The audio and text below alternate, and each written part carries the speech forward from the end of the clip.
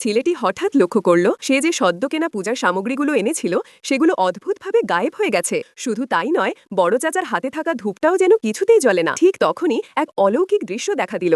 ধূপ ভাঙা নয়, এক দেবীয় কণ্ঠ শোনা গেল, আমি তোমাদের ধূপ আরাধনা গ্রহণ করতে রাজি নই। ছেলেটি তখন বলল, আমাকে একবার চেষ্টা করতে দিন। বড় চাচা ঠাট্টা করে হেসে বললেন, তুই পারবি? কিন্তু অবিশ্বাস্যভাবে ছেলেটি সত্যিই ধূপটি জ্বালিয়ে ফেলল। বড় চাচা তখন সন্দেহ ভরে বললেন, এই ধূপে কোনো সমস্যা নেই, তবে কি এটা তাইগং পূর্বপুরুষের কারণে হয়েছে?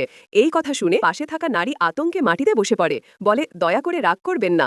কিন্তু পুরুষটি রেগে গিয়ে বলল, এসব বাজে কুসংস্কার, এখনই এখান থেকে চলে যাও। অবিশ্বাস্যভাবে তারা স্থান ছাড়তেই পূর্বপুরুষ সত্যিই আবির্ভূত হলেন। তিনি ছেলেটিকে আদেশ দিলেন, আমার জন্য কয়েকজন নাচতে পারে এমন সুন্দরী মেয়েকে খুঁজে আনো, আর তারা যেন কালো স্টকিংস পরে নাচে।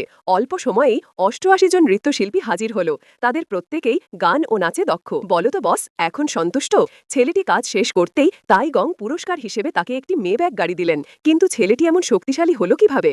আসলে কয়েকদিন আগেই তার স্ত্রী ষড়যন্ত্র করে তাকে সর্বশান্ত করে ঘর থেকে বের করে দেয়। হতাশ হয়ে ঘুরে বেড়ানো অবস্থায় সে হঠাৎ সক্রিয় করে ফেলে পূর্বপুরুষের ইচ্ছা পূরণের ব্যবস্থা করা এবং তাদের মাধ্যমে প্রতিটি ইচ্ছা পূরণ করা।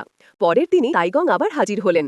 এইবার বললেন, আমার জন্য কয়েকজন বিদেশি রমণী খুঁজে দাও, যাদের ত্বক ফর্সা, চেহারা সুন্দর, একেবারে সুন্দরী রমণী হতে হবে, না হলে আমি তোমাকে নিজের সঙ্গে নিয়ে যাব। ছেলেটি দ্রুত এই অনুরোধ তার বসকে জানালো। বস তাকে একটি পোস্টার দিলেন। সে বিনা চিন্তায় সেটা নিয়ে চলে এলো। তাইগং, দেখুন তো, এই পশ্চিমা সুন্দরীরা প্রত্যেকেই ফর্সা, রূপবতী, একেবারে আপনার পছন্দ মতো। বন্ধুরা, ভিডিওতে লাইক, কমেন্ট, শেয়ার এবং সাবস্ক্রাইব করে বেল আইকন বাজিয়ে দিবেন, পরবর্তী ভিডিও যেন মিস না হয়।